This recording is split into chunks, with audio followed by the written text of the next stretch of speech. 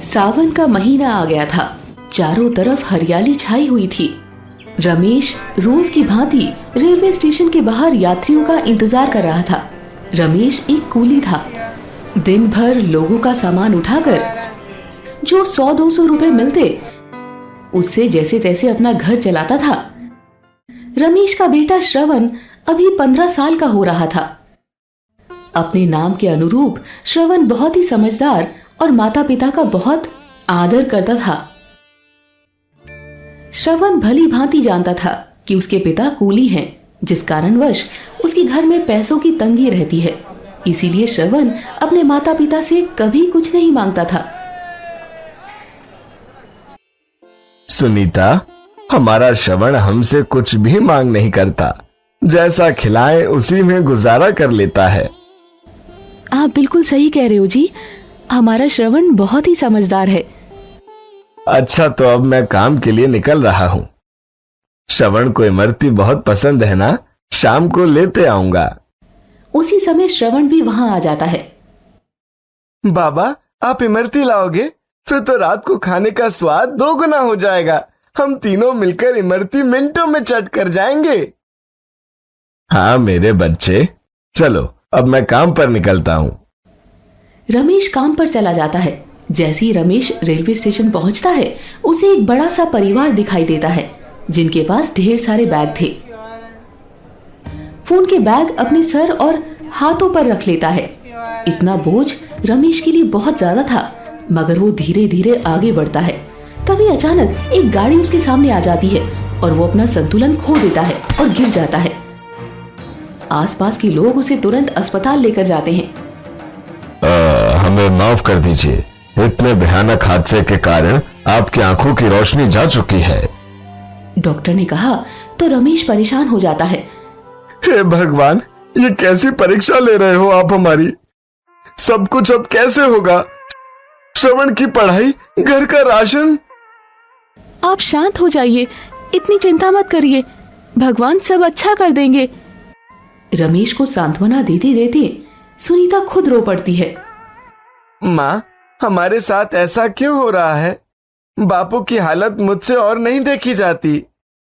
श्रवण रोते रोते अस्पताल से भागकर निकल आया। थोड़ी दूरी पर उसने देखा कुछ लोग बम भोले का गुणगान करते हुए जा रहे थे। भैया, आप लोग कौन हैं और भगवान भोलेनाथ का नाम लेकर कहाँ जा रहे हैं? हम सब कावड़िए हैं और कावड़ लेकर हरिद्वार जा रहे हैं। फिर वहां से कावड़ में जल भर कर लाएंगे और शिवलिंग पर चढ़ा देंगे। जय शिव शंभू। ये कावड़ क्या होता है भैया? कावड़ भगवान शिव को अति प्रिय है बेटा। जो कोई भी भक्त सच्ची श्रद्धा से कावड़ लेकर आता है, भगवान शंकर उनकी सारी इच्छाएं पूरी करके सारे संकट दूर कर देते हैं। हाँ, मैंने भी अपनी माँ से श्रवण कुमार की कहानी सुनी थी। वो भी अपने माता पिता को कावड़ में बिठाकर तीर्थ यात्रा पर ले गए थे। बिल्कुल सही कहा। श्रवण कुमार एक महान पुत्र था। बम बम भोले। वो व्यक्ति आगे बढ़ गया, पर श्रवण के मन में एक उत्सुकता जागी थी। मैं अगर बापू को कावड़ यात्रा करवा पाऊं तो शायद भगवान शंकर उनकी आंखों की रोशनी वापस कर देंगे। मैं बापू को हरिद्वार जरूर ले जाऊंगा। श्रवण की आत्मविश्वास से भरी बातें कैलाश पर्वत पर विराजमान भगवान शिव और माता पार्वती सुन रहे थे। प्रभु, आपका नाम लेकर अपना ये भक्त एक कठिन यात्रा पर निकलने वाला है। इसकी सहायता कीजिए प्रभु। देवी पार्वती, आप चिंता ना करें। मैं अपने भक्तों पर कोई आंच नहीं आने दूंगा, पर उससे पहले मुझे श्रवण की परीक्षा लेनी होगी। उधर श्रवण घर पहुंचा और 2 बड़े टोकरों से कावड़ तैयार करने लगा। श्रवण बेटा, ये क्या कर रहे हो? माँ, मैंने कावड़ बना लिया। अब एक में बापू बैठेंगे और एक में हमारा जरूरी सामान रख लेंगे। श्रवण मेरे बच्चे, तू इतनी दूर तक पैदल यात्रा करके मुझे कैसे संभाल पाएगा? अपनी ये जिद छोड़ दे बेटा। मुझे वैसे भी आंखों से दिखाई नहीं देगा। तू मुझे कहां कहां लेकर चलेगा? माँ, बाबा, आप दोनों चिंता मत करो, मैं सब संभाल लूंगा और फिर भगवान भोलेनाथ मेरे साथ है ना। श्रवण अभी बात कर ही रहा था कि कोई बाहर से दरवाजा खटखटाने लगता है। कौन हो बाबा आप? दरवाजे में खड़ा बूढ़ा आदमी घर के अंदर आ जाता है और श्रवण से कहता है, बेटा, मैं इस रास्ते से जा रहा था तो खिड़की से मैंने तुम्हारी सारी बातें सुन ली। अगर तुम अपने पिता को कावड़ में बिठाकर हरिद्वार ले जा रहे हो तो क्या तुम एक टोकरी में मुझे भी बिठा सकते हो? मेरी बड़ी इच्छा है कि मैं अपने अंतिम दिन हरिद्वार में बिताऊं। हाँ बाबा, क्यों नहीं। वैसे भी एक टोकरी में सिर्फ सामान है, आप वहाँ आराम से बैठ सकते हो। मैं बापू और आपको हरिद्वार ले जाऊंगा। श्रवण की बातें सुनकर रमेश और सुनीता दोनों परेशान हो जाते हैं। दोनों के मन में ये बात चल रही थी कि श्रवण 2 व्यक्तियों का भार कैसे संभालेगा। श्रवण कावड़ को सुंदर तरीके से सजा लेता है। एक टोकरे में रमेश बैठ जाता है और दूसरे टोकरे में वो बूढ़ा व्यक्ति। श्रवण को देखकर वो बूढ़ा व्यक्ति मंद मंद मुस्कुराने लगा। वास्तव में वो कोई और नहीं बल्कि स्वयं भगवान शिव ही थे, जो श्रवण की परीक्षा लेने धरती पर आए थे। श्रवण ने जैसे ही कावड़ को कंधे पर रखा, कावड़ फूलों की भांति हल्का हो गया। माँ देखो, कावड़ तो बिल्कुल भी भारी नहीं है।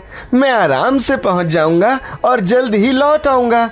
आप चिंता मत करना। ये सब भगवान भोलेनाथ का चमत्कार था। उनके बैठते ही कावड़ का भार हल्का हो गया।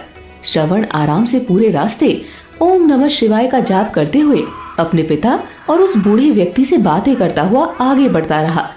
हरिद्वार पहुंचकर उस बूढ़े व्यक्ति ने रमेश से कहा, ये भोलेनाथ के नाम का शिवलिंग तुम रखो, गंगा स्नान करके अपनी आंखों से लगा लेना। श्रवण, तुम सही मायनों में श्रवण कुमार हो। हर बच्चे को तुमसे प्रेरणा लेनी चाहिए और माता पिता का आदर करना चाहिए। देखना, तुम सदैव जीवन में सफलता पाओगे। अच्छा, अब मैं चलता हूँ। इतना कहकर बूढ़े व्यक्ति के रूप में भगवान शिव वहां से चले जाते हैं। इसके पश्चात श्रवण ने रमेश को गंगा के तट पर बिठाकर स्नान करवाया। जो शिवलिंग वो बूढ़ा व्यक्ति रमेश को दे गया था, रमेश ने उसे अपनी आंखों से लगाया। जैसे ही रमेश ने अपनी आंखें खोली, उसे सब कुछ दिखने लगा था। उसकी दृष्टि वापस लौट आई थी। बेटा, ये तो चमत्कार हो गया। जैसे ही मैंने इस शिवलिंग को अपनी आंखों से लगाया, मुझे सब दिखने लगा है। यह शिवलिंग मुझे उस सज्जन व्यक्ति ने दिया था। वो कौन थे बेटा?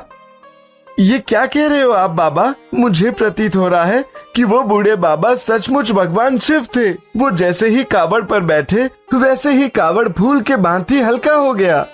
भगवान, ये आपने कैसी लीला रची है? आपने मेरे बापू की आंखों की रोशनी लौटा दी भोलेनाथ। बापू, मुझे उन कावड़ियों ने सही कहा था। कावड़ यात्रा का फल अवश्य मिलता है और साक्षात भगवान भोलेनाथ इस यात्रा को पूरा करने में हमारी सहायता करते हैं। रमेश और श्रवण की खुशी का ठिकाना नहीं रहता। श्रवण रमेश के साथ साथ कावड़ का जल लेकर आता है और शिव मंदिर पर शिवलिंग की पूजा करता है। घर वापस जाकर ये भगवान शिव के दिए शिवलिंग को अपने मंदिर में स्थापित करते हैं और तीनों मिलकर रोज उसकी पूजा करते हैं।